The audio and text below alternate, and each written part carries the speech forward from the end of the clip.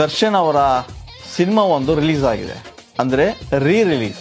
ನಿಮಗೆಲ್ಲರಿಗೂ ಗೊತ್ತಿದ್ದಂತೆ Shastri cinema super hit cinema ಆಗಿತ್ತು. ದರ್ಶನ್ ಅಭಿನಯದ ಈ ಸಿನಿಮಾ ಮತ್ತೆ ಮರು ಬಿಡುಗಡೆ ಆಗಿದೆ. ಯಾಕಂದರೆ ಕನ್ನಡ ಸಿನಿಮಾ ರಂಗ ಒಂದಿಷ್ಟು ಸಿನಿಮಾಗಳು ಬಂದರೂ ಕೂಡ ನಿಲ್ತಾ ಇರಲಿಲ್ಲ. ಹಾಗಾಗಿ ವಿತರಕ ಶಂಕರ್ ಅನ್ನೋರು ಈ ಸಿನಿಮಾನ ಇವತ್ತು ರಿಲೀಸ್ ಮಾಡಿದ್ದಾರೆ.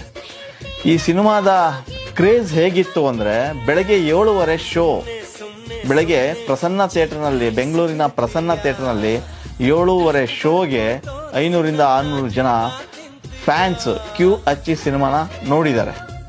ಕೊಟ್ಟಿದ್ದು 2 ಶೋ, 2 ಶೋನು ಕೂಡ ಫುಲ್ ಆಗಿದೆ. ಬೆಂಗಳೂರಲ್ಲಿ 2 ಸೆಂಟರ್ನಲ್ಲಿ ಈ ಸಿನಿಮಾನ ಮರು ಬಿಡುಗಡೆ ಮಾಡಲಾಗಿದೆ. ಅಷ್ಟೇ ಅಲ್ಲ, ರಾಜ್ಯಾದ್ಯಂತ ಒಟ್ಟು 40 ಚಿತ್ರಮಂದಿರಗಳಲ್ಲಿ ಈ ಸಿನಿಮಾನ ರಿಲೀಸ್ ಮಾಡಿರೋದು ವಿಶೇಷ. ಆ 40 ಸ್ಕ್ರೀನಲ್ಲೂ ಕೂಡ ಒಳ್ಳೆಯ ಪ್ರತಿಕ್ರಿಯೆ ಸಿಕ್ಕಿದೆ ಅನ್ನೋದು ಮತ್ತೊಂದು ವಿಶೇಷ. ಅಂದರೆ ನೋಡಿ, ದರ್ಶನ್ ಅವರಿಗೆ ಫ್ಯಾನ್ ಬೇಸ್ ಹೇಗಿದೆ ಅನ್ನೋದು ಇಲ್ಲಿ ಕಾಣ್ತಾ ಹೋಗುತ್ತೆ. ಅಂದರೆ ದರ್ಶನ್ ಅವರು ಹೊರಗಡೆ ಇದ್ದಾಗಲೂ ಕೂಡ ಅದೇ ಕ್ರೇಜ್ ಇತ್ತು.